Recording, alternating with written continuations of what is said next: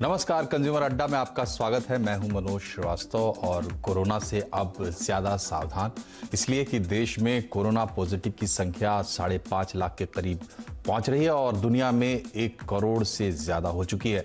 अपने यहाँ 20,000 के लगभग केस अब रोज आ रहे हैं। महानगरों और बड़े बड़े शहरों का सबसे बुरा हाल है, लेकिन छोटे शहर भी अब इससे बचे नहीं हैं। गांव खेड़े से भी कोरोना पॉजिटिव्स की संख्या लगातार बढ़ती जा रही है और कोरोना पॉजिटिव मरीजों की अगर हालत बिगड़ती है तो उसे कितनी मदद मिल पाएगी कहना बहुत मुश्किल है, फिर चाहे आप देश के किसी भी हिस्से में रह रहे हो। ऐसे में कई सवाल हैं जो आपके मन में उठते होंगे। आज कंज्यूमर अड्डा में आपके इन्हीं सवालों के जवाब हम लेंगे।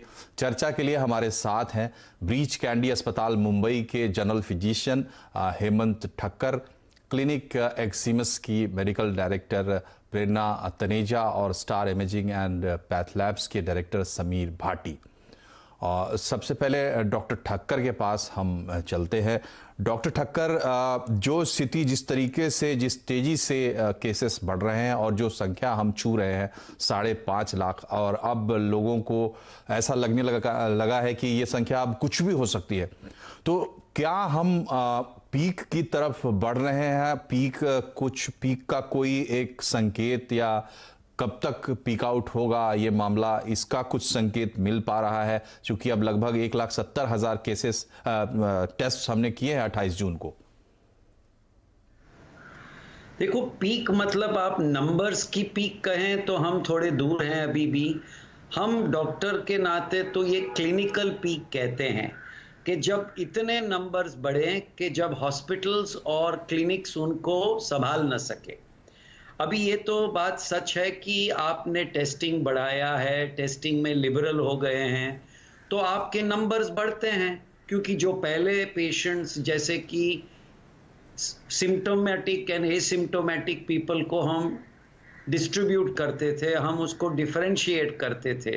अभी ये एसिम्टोमेटिक कॉन्टैक्ट्स का भी हम टेस्टिंग करते हैं तो वो पॉजिटिव आएंगे, तो उसकी पीक अलग है, क्योंकि वो एक न्यूमेरिकल पीक है कि भाई इतने नंबर पॉजिटिव है। हम डॉक्टर के नाते ज़रूर कहेंगे कि क्लिनिकल पीक हम शायद आ चुकी है, क्योंकि जिस कंडीशन में पेशेंट्स हमारे पास पहले आते थे, हमारी हॉस्पिटल्स पूरी भरचक हो जाती थी, हमें जगह नहीं मिलती थी, हमारे आईसीयूज़ में बेड्स के लिए मारामारी होती थी। अभी वैसी हम मारामारी नहीं देखते हैं, क्योंकि हमें दिखाई नहीं पड़ती है, क्योंकि पेशेंट्स ज़्यादा हमें कम सिम्टम वाले, माइल्डली सिम्टोमेटिक, या तो ज़्यादा से ज़्यादा जो पेशेंट हम एक बड़े जिमखाना में या एक कंटेनमेंट जोन में रख सकते हैं जहां हम ऑक्सीजन दे के मॉनिटर कर सकते हैं। बात ज़रूर है कि आपके नंबर्स बढ़ते हैं, काफ़ी तेज़ी से बढ़ते हैं। जो 5 दिन में डबलिंग था, अभी 6 दिन में डबलिंग था, अभी 4 दिन में डबलिंग दिखता है, मगर वायरस का जोर ज़रूर कम हो गया है। ये हम बॉम्बे में, मैं खुद नहीं कहता हूं, मगर डॉक्टर ठक्कर, आप बहुत ही एक इम्पॉर्टेंट बात बता रहे हैं, बिल्कुल प्रैक्टिकल लेवल पर उस चीज़ को समझाने की कोशिश कर रहे हैं कि जो हमारी मेडिकल फैसिलिटीज़ है वो उस पर जितना दबाव था वो शायद कम हो रहा है। आपसे सिर्फ एक बात मैं पूछना चाहूँगा कि आप जो ये चीज़ कह रहे हैं कि अब उस तरीके से उतना दबाव शायद महसूस नहीं हो रहा है, तो इसका आधार क्या है? किन एक्सपीरियंसेस या किन सोर्सेस के हवाले से आपकी ये समझ बन रही है जो आप ये बात कह रहे हैं? मैं ये कहूँगा कि 4 दिन पहले केईएम अस्पताल में हमारे जो कोलीग्स हैं उनसे भी बात की, उनको भी बेड्स अवेलेबल थे। मेरी 3 हॉस्पिटल्स में जहाँ बम्बई में जाता हूँ, ब्रीच कैंडी, भाटिया, वहाँ भी लोग कहते हैं, हमारे जो इंडोर पेशेंट्स के जो कोऑर्डिनेटर्स थे वो कह रहे थे कि अभी हमारे बेड्स इजीली अवेलेबल है, और अगर मैं फ़ोन करूं कि मुझे बेड चाहिए तो फ़ौरन बेड मिल जाता था। वेटिंग लिस्ट इतना लंबा नहीं है। और हमारे जो एसिम्टोमेटिक या माइल्डली सिम्टोमेटिक पेशेंट्स है, अभी उनको जोर हो गया है, कॉन्फिडेंस हो गया है, और डॉक्टरों को भी कॉन्फिडेंस हो गया है, वो सब घर पे है, घर पे क्वारंटाइन हो गए हैं या कोई कंटेनमेंट जोन पे क्वारंटाइन हो गए हैं।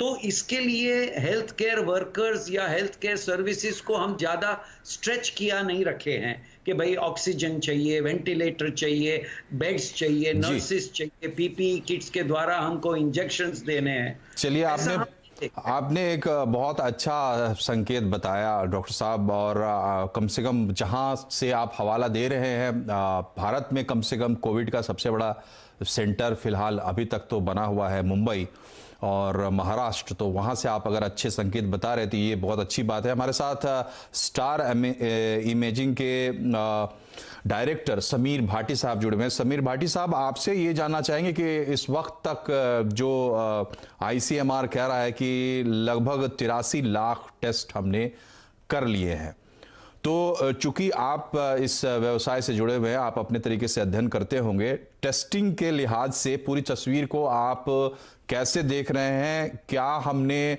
देश की वास्तविक तस्वीर जो है कोरोना की, वो अब तक लगभग समझ ली है या पूरी समझ ली है, या इसमें भी अभी कोर कसर बाकी है? जी बिल्कुल, जैसा डॉक्टर ठक्कर ने भी अभी बात की है कि और जो पहले से और भी देशों में चली आ रही है स्ट्रैटेजी कि टेस्टिंग, ट्रेसिंग एंड आइसोलेशन, तो वो वाली स्ट्रैटेजी कहीं ना कहीं काम करती है और उसका कुछ पॉजिटिव परिणाम भी आता है। वो दिल्ली में भी देखा गया है जब से जो आपका एंटीजन टेस्ट शुरू हुआ है, जिसको काफ़ी कंटेनमेंट जोन में भी और उसके काफ़ी सारे बूथ बनाए गए हैं दिल्ली के काफ़ी जगह में, तो उसके बाद जो टेस्ट की कैपेसिटी थी वो 3 गुना बढ़ गई है। और उससे पहले भी जितनी भी प्राइवेट लेबॉर्ट्री, पब्लिक सेक्टर की लेबॉर्ट्री थी, उनको भी टेस्ट का स्पीड अप करने के लिए गवर्नमेंट की तरफ से निर्देश आए थे, तो उन्होंने भी अपनी कैपेसिटी और सब बढ़ाई है। तो ओवरऑल जो टेस्टिंग है वो काफ़ी बढ़ गई है, जैसा डॉक्टर ठक्कर ने मेंशन किया। तो उससे क्या हो गया है कि जैसा बता रहे हैं कि एकदम से जो रश करना पड़ता है पेशेंट को आईसीयू में इमीडिएटली सीवियर सिम्टम्स के साथ, तो अब माइल्ड सिम्टम के साथ भी टेस्टिंग हो पा रही है और वो अपना आराम से होम क्वारंटाइन होके अपने आप का अपना ट्रीटमेंट वहाँ पर ले रहे हैं। तो उससे काफ़ी हद तक चीज़ें मतलब सुधरती हुई दिखाई दे रही है। और जिस तरह से जब से सेंट्रल एंड स्टेट गवर्नमेंट का एक सिंक्रोनाइजेशन हुआ है, उसके बाद भी उनकी जो सिनर्जी के साथ चीज़ें थोड़ा ठीक से मूव हो रही है। जी। और क्लिनिक एक्सिमस की मेडिकल डायरेक्टर प्रेरणा तनेजा हमारे साथ है। डॉक्टर तनेजा, आपका स्वागत है सीएनबीसी आवाज पर।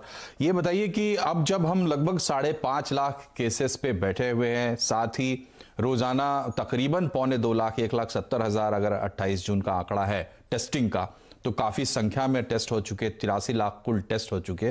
क्या कोरोना की का पिक्चर इंडिया में अब क्लियर है? अब लोग समझ नहीं पा रहे हैं कि कहानी किस तरफ बढ़ रही है, तो आपकी क्या समझ बनती है? मेरी समझ से तो अभी ये शुरुआत है। मैं I don't want to sound negative on this, पर क्या है कि जैसे जैसे चीज़ें बढ़ रही हैं वैसे वैसे हमारे केसेस बढ़ रहे हैं। अभी तक केसेस कम इसलिए थे क्योंकि लॉकडाउन था, सोशल डिस्टेंसिंग थी, पर इतने समय लंबे लॉकडाउन के बाद लोगों के अंदर जो फ्रस्ट्रेशन डेवलप हो गई है और काम के जो मिडिल सेगमेंट और poor section of the society है, जिनके पास इकोनॉमिक मींस अब रह नहीं गए हैं, वो अब उस फ्रस्ट्रेशन की वजह से अनलॉक में पूरे तरीके से बाहर आ रहे हैं। अब वायरस तो अपनी जगह पर है और लोग अपनी सोशल डिस्टेंसिंग, अपने जो कामकाज को वापस लेके आ रहे हैं। जब हम इस नॉर्म्स को, बेसिक नॉर्म्स, सोशल डिस्टेंसिंग के नॉर्म्स को हम फ्लाउट करेंगे और उनका पालन नहीं करेंगे, तब डेफिनेटली केसेस बढ़ेंगे। और जैसे जैसे हमारा जैसे जैसे अनलॉक बढ़ता जाएगा और लोग इस चीज़ को नहीं समझेंगे कि सोशल डिस्टेंसिंग जो हमने लॉकडाउन में भी करी थी, वो एक लाइफस्टाइल चेंज है, वो अब हमें लंबे टाइम तक करके रखना है जब तक इसका वैक्सीनेशन नहीं आ जाता। वैक्सीनेशन से ही हमारी इम्यूनिटी और हम इसका इलाज पा सकते हैं, लेकिन जब तक वो नहीं आ जाता तब तक तो हमें सोशल डिस्टेंसिंग करनी ही पड़ेगी।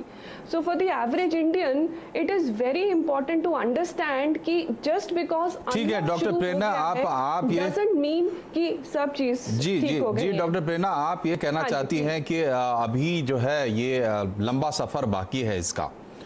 तो हमारे साथ डॉक्टर ठक्कर हैं। डॉक्टर ठक्कर ने ये कहा कि अब कम से कम मुंबई में ये देखने को आ रहा है कि जितना दबाव था अस्पतालों पे, क्लिनिक्स पे पेशेंट्स का, जो कि जिनका सिम्टम थोड़ा ज़्यादा था, माइल्ड सिम्टम्स वाले नहीं, वो कुछ कम हुआ है। ऐसा लग रहा है कि अब अस्पतालों पे वैसे गंभीर पेशेंट्स का दबाव कुछ कम हुआ है। क्या आप इस बात को मानती है, और नहीं तो क्या कारण है? मेरे हिसाब से दिल्ली में तो अभी हम टाइट देख ही रहे हैं, जो कि एक अपवर्ड ट्रेंड है, और बहुत सारे केसेस हम देख रहे हैं जो माइल्ड से सिवियर केसेस में तब्दील हो रहे हैं। तो मुंबई की सिचुएशन और दिल्ली की सिचुएशन में अभी बहुत फ़र्क है। मुंबई में हो सकता है मुंबई में कर्व फ्लैट हो गया है, पर दिल्ली में तो अभी कर्व राइज पे ही है जी। तो दिल्ली में बहुत ज़रूरी है कि जब ये कर्व राइज पे है, हम सारे सोशल डिस्टेंसिंग नॉर्म्स को फॉलो करें। ठीक है, क्योंकि एक आम आदमी के लिए फ्रस्ट्रेशन बहुत ज़्यादा बढ़ गई है, क्योंकि इकोनॉमिक क्राइसिस भी डेवलप नहीं, ठीक है, नॉर्म्स तो लोगों को पता है। हाँ। अब तो स्थिति ऐसी नहीं है कि किसी को बताना पड़े। 3 महीने से पूरा देश यही कह रहा है कि सोशल डिस्टेंसिंग मेंटेन करनी है और मास्क वगैरह का प्रयोग करना है। डॉक्टर ठक्कर, आपसे मैं ये समझना चाहता हूं कि आप कह रहे हैं कि जो एक्चुअल चैलेंज हमारे सामने है वो तभी है जो हमारे क्लिनिकल पेशेंट्स, यानी हमारे जो पेशेंट्स हैं ज़्यादा सिम्टम वाले, जिनके गंभीर सिम्टम्स हैं, उनको हम कैसे डील करेंगे। तो हम उसी पॉइंट को भी अगर पकड़ कर चलते हैं तो 2 सवाल हैं लोगों के मन में। एक तो कि ये कब तक जाएगा, और दूसरा सवाल ये है कि ये चाहे जितना लंबा जाए या छोटा जाए, ये कितना विकराल होकर एक खास समय में सामने आएगा। मतलब अगर एक बार में कई सारे पेशेंट्स आ जाते हैं और अस्पतालों पर दबाव बढ़ जाता है, वो स्थिति कैसी होगी, यानी कि इसकी तीव्रता क्या होगी और ये कितने लंबे समय तक टिकने वाला है? क्या इसका कुछ अंदाजा निकल रहा है, कम से कम अपने देश के संबंध में? क्योंकि दुनिया में तो हम देख रहे हैं कि लगातार संख्या बढ़ ही रही है। मैं मैडम के साथ सहमत हूं कि आप नंबर्स से मत डरिए, आप सिवियरिटी से डरें। मगर आपको वायरस से तो डरना ही डरना है, क्योंकि भले नंबर्स बढ़ते हैं, क्योंकि गिनती बढ़ती है और सिवियरिटी फ्लैट हुई है, नंबर्स फ्लैट नहीं हुए हैं। हमारा कर्व तो अभी भी बढ़ता है, क्योंकि न्यूमेरिकल इंटेंसिटी बढ़ती है। अभी ये जो आपने बात की कि क्लिनिकली क्या होगा, मैं उनसे सहमत हूं कि अगर ये जो लॉक्ड अप लोग अभी छुटकारा लेके बाहर आते हैं, और अगर वो सोशल डिस्टेंसिंग और civil obedience, social distancing alone नहीं, थूकना, गर्दी करना, लाइन में नहीं खड़े रहना, धक्का मुक्की करना, इससे करके लोग अगर कंधे से कंधा लगा के खड़े रहेंगे तो एक दूसरे को ट्रांसमिट करेंगे। अभी ये ट्रांसमिशन अगर बढ़ता है और फिर क्लिनिकल सीवियरिटी वापस दोबारा बढ़ती है, तो हाँ, हमारी हॉस्पिटल्स, क्लिनिक्स, नर्सिंग होम्स, सब जगह तकलीफ हो सकती है। जैसे दिल्ली में, दिल्ली बंबई से काफ़ी पीछे था, मगर दिल्ली अनलॉक हो गया, या दिल्ली का सिविल ओबीडियंस कुछ लोगों ने ध्यान नहीं रखा। मगर हमें तो ये देखना है अभी आगे चल के कि अनलॉक जैसे जैसे स्टेट या सिटी होगी, उसमें severity of discipline is very important. क्योंकि अगर आप सिवियरिटी ऑफ डिसिप्लिन नहीं रखेंगे तो क्लिनिकल सिवियरिटी बढ़ेगी, दोबारा लोग आईसीयूज में आएंगे। और अभी तो हेल्थ केयर वर्कर्स भी थके हुए हैं, लोग सांस लेने का वक्त अभी उनको जरा मिला है। अगर उसमें सेकेंड वेव बड़े जोर से आ गया, और स्पेनिश फ्लू ने हमें बताया है कि जब सेकेंड वेव आता है तो वो बहुत बुरा वेव होता है। हम ये अपेक्षा लेके चल रहे हैं कि जैसे जैसे ये स्प्रेड हो रहा है, एक बारिश का मौसम है, आप घर में बैठे थे तो आप भीगे नहीं, जैसे जैसे आप बाहर निकलने लगे तो थोड़े थोड़े भीगने लगे, तो भीगने वाले की संख्या बढ़ी है।